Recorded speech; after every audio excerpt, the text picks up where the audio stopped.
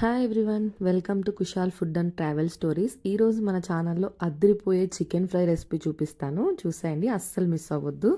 ముందుగా ఇలా ఒక ఐరన్ కడాయి లోతుగా ఉన్నది తీసుకోండి. ఇలా లోతుగా ఉంటే ఏంటంటే మనకి మంచిగా చికెన్ ఫ్రై చేసుకోవచ్చు. సో మీ దగ్గర ఐరన్ కడాయి లేకపోయినా లోతుగా ఉండే కడాయి ఒకటి తీసుకొని అందులో కొద్దిగా ఆయిల్ వేసుకొని, చికెన్ ఫ్రై కొంచెం ఎక్కువ పడుతుందండి ఆయిల్ హీట్ అయిన తర్వాత ఒక 2 to 3 మీడియం సైజ్ ఆనియన్స్ని ఇలా పొడవుగా కట్ చేసుకొని వేసుకోండి.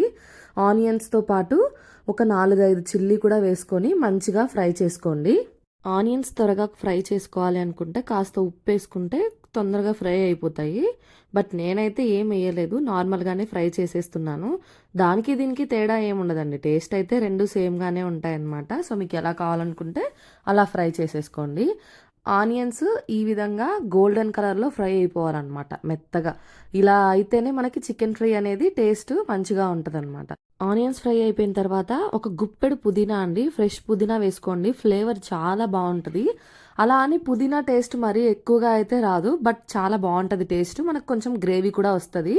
పుదీనా మొత్తం ఫ్రై చేసుకున్న తర్వాత చూసారా, జస్ట్ ఇంత అయిపోతుంది అంతే. మనకు గుప్పెడు పుదీనా కూడా కొద్దిగా అయిపోతుంది. ఇప్పుడు ఇందులో 2 హ్యూజ్ టేబుల్ స్పూన్స్ అల్లం వెల్లుల్లి పేస్ట్ వేసుకోండి. మనం ఎక్కువ మసాలాలు వేయట్లేదు కాబట్టి అల్లం వెల్లుల్లి పేస్ట్ కూడా కొద్దిగా ఎక్కువే ఉండాలన్నమాట.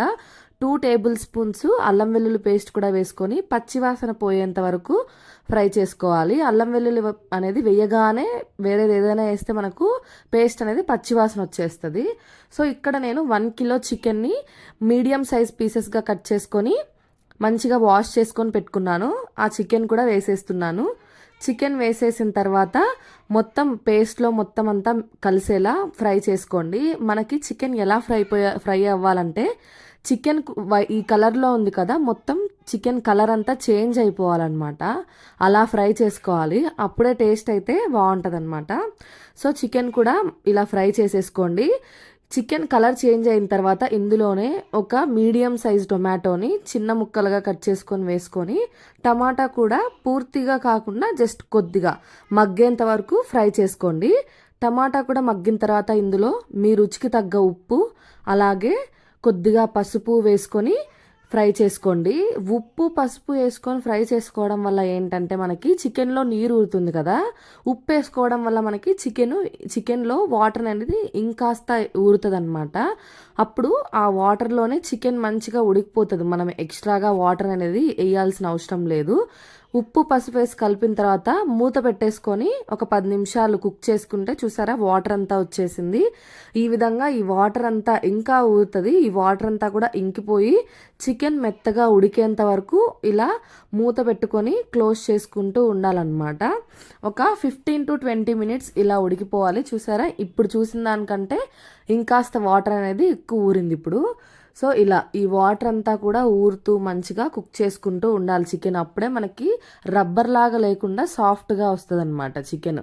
ఆఫ్టర్ 20 to 25 మినిట్స్ మనకి చికెన్ కలర్ కూడా మొత్తం ఇలా చేంజ్ అయిపోయి వాటర్ అంతా ఇంకిపోయి కుక్ అయిపోతుంది. ఇప్పుడు ఇందులో 2 టేబుల్ స్పూన్లు కారం మీ రుచికి తగ్గట్టు చూసుకోండి. నేనైతే తక్కువే వేస్తున్నాను కొంచెం.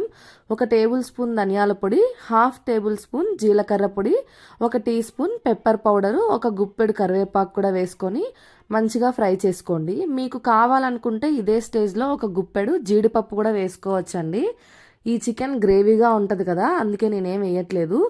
మెయిన్ ఏంటంటే ఈ చికెన్ ఫ్రైలో కడాయికి పట్టిన మసాలాని గోకుతూ చేసుకోవాలన్నమాట. అప్పుడే రుచి మరింత ఎక్కువగా ఉంటుంది.